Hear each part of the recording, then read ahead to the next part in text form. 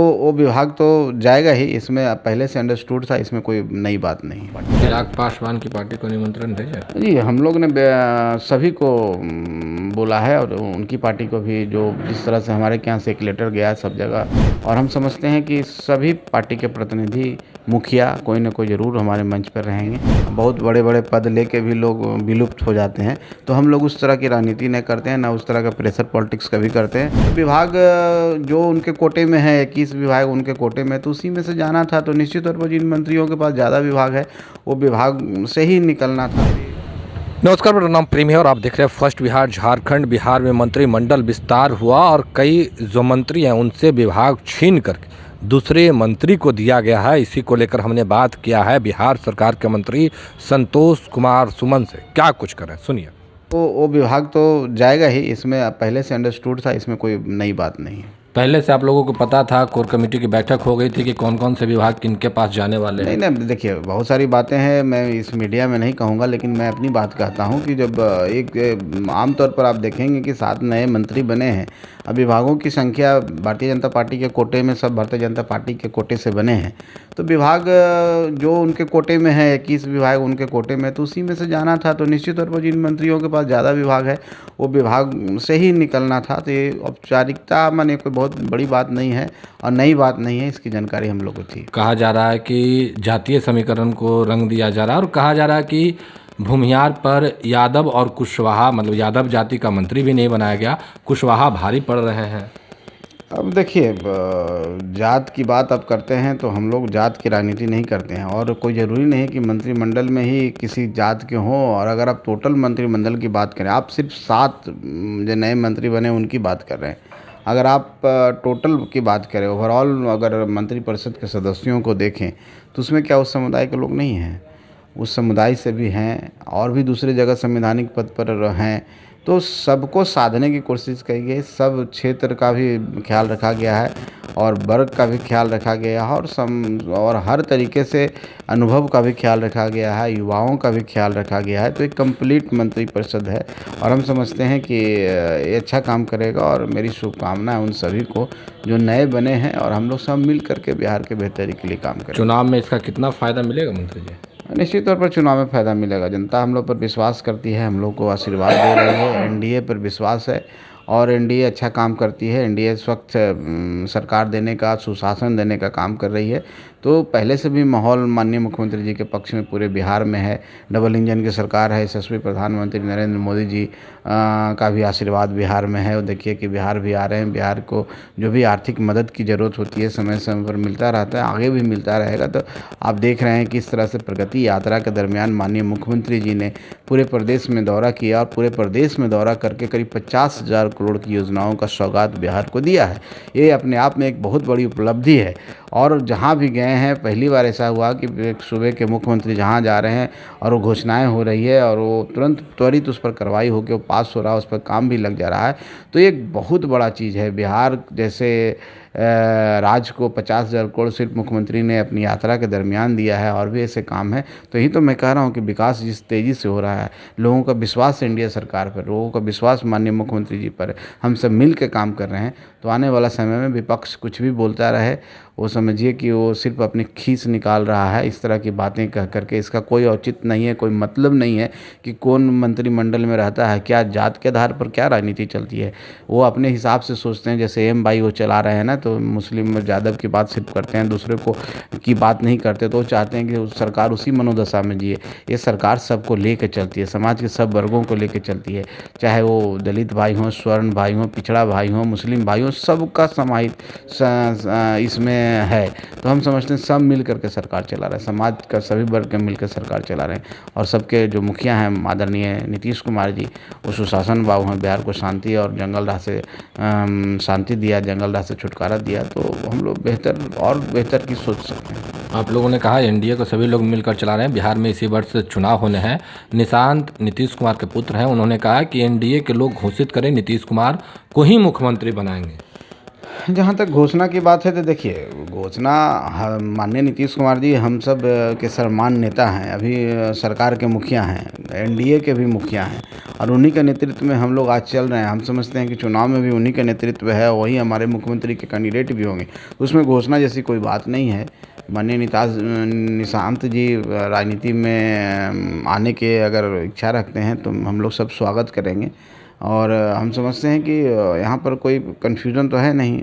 मुख्यमंत्री जी उन्हीं के फेस पर हम लोग चुनाव लड़े हैं। भारतीय जनता पार्टी के शीर्ष नेतृत्व भी ये बात बोल चुका है, हम लोग भी बोल चुके हैं, तो कहीं पर कोई परेशानी है ही नहीं। उन्हीं के नेतृत्व में 25 का चुनाव होने जा रहा है। निशांत आएंगे तो आप लोग स्वागत करेंगे?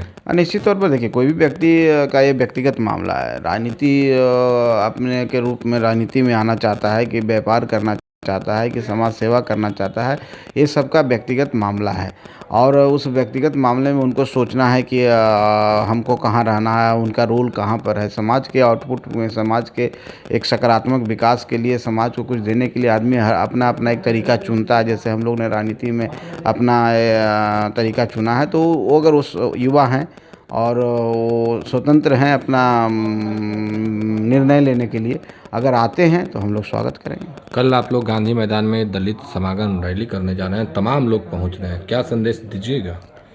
देखिए, ये दलित समागम जो रैली हो रहा है, जो कार्यक्रम हो रहा है, एक मैसेज हम ये देना चाहते हैं बिहार में कि दलित में चाहे गरीब हो चाहे पिछड़ा हो, जो भी लोग हैं सब एक हैं, सब इंडिया के प्रति गोलबंद है। हम पार्टी ने एक प्रयास किया है कि हम पार्टी का जो विचारधारा, हम पार्टी काम करती है उन लोगों के लिए, वंचितों के लिए, जो आज अपनी आवाज़ को उठा नहीं पाते हैं, उन लोगों के लिए जो आज गांव पहाड़ों के तराई में रहते हैं, पगडंडियों पर रहते हैं, नदी के बांध पर रहते हैं, उन ऐसे लोगों को जहाँ पर अभी तक विकास उतना नहीं पहुँच पाया जितना पहुँचना चाहिए। राजनीतिक भागीदारी उनकी उतनी नहीं है जितनी होनी चाहिए। राजनीतिक जागरूकता उनके अंदर वो नहीं है जो होनी चाहिए। उनके लिए हम पार्टी काम करता है। उनको राजनीतिक भागीदारी दिखाने के लिए, उनकी आवाज़ बुलंद करने के लिए, उनको अधिकार दिलाने के लिए हम पार्टी काम करता है। और यहाँ पर कुछ लोग लगे हुए हैं कि नहीं दलित है तो सब बिखरे हुए हैं, तो हमने एक दलित समागम कार्यक्रम को बनाया है और सभी समाज के लोग को आने के लिए हम लोग न्योता दिए हैं। खास करके महादलित में जो 18 जातियाँ हैं, उनके भी जितने भी प्रतिनिधि हैं यहाँ पर आए हुए हैं, वो भी प्रेस कॉन्फ्रेंस के माध्यम से कल उन्होंने प्रेस कॉन्फ्रेंस किया और अपनी सहमति हमारे समागम में उन्होंने दिया।